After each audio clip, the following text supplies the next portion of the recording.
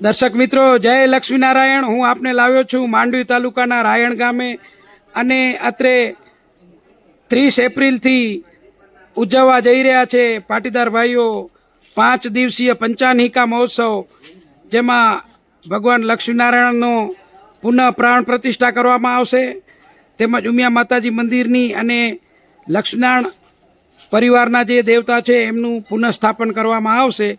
તો હું આપને લઈને ચાલું છું લક્ષ્મીનારાયણ ત્રિમંદિરની તૈયારીઓ કેટલા સ્તરે પહોંચી છે એ આપને હું બતાડું છું। ચાલો મારી સાથે પાટીદાર સમાજ લક્ષ્મીનારાયણ મંદિરમાં। રાયણ ગામના પાટીદાર ભાઈઓ પંચાનિકા મહોત્સવ ઉજવવા જઈ રહ્યા છે। તે મંદિર આખરી તબક્કામાં પહોંચી ગયું છે, આપને હું બતાડું। દર્શક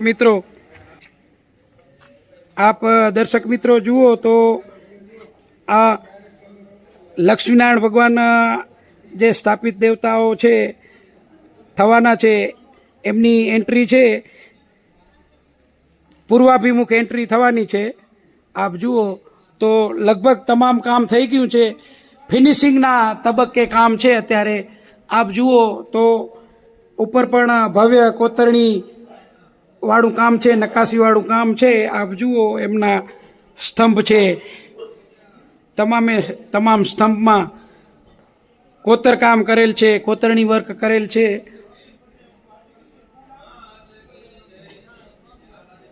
અને આ મંદિરનો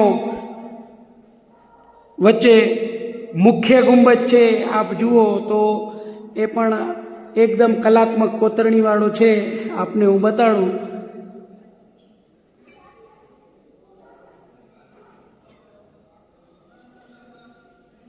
તો આ વચ્ચે મુખ્ય દેવતા ભગવાન લક્ષ્મીનારાયણ બિરાજમાન થવાના છે। રાઈટ સાઈડમાં, મારી રાઈટ સાઈડમાં ભગવાન શિવશંકર રામેશ્વર મહાદેવ સ્થાપિત છે, એમના મંદિરનો પણ જીર્ણોદ્ધાર કરેલ છે। તથા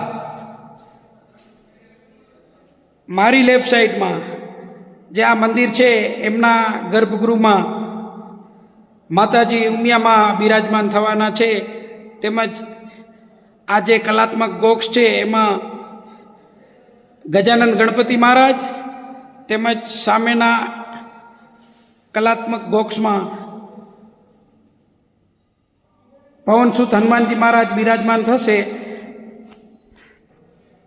તેમજ આજી મંદિરના આ બોક્સ દેખાય છે એમાં આપણા પાટીદાર સમાજના રાહબર સંતો લાલરામજી મહારાજ તેમજ ઉદ્ધવરામજી મહારાજને પણ અહીં બિરાજમાન કરવાના છે। તો આ રીતના આ રાયણ ગામે 30/4/2025થી પંચાનિકા મહોત્સવ ઉજવવા જઈ રહ્યા છે।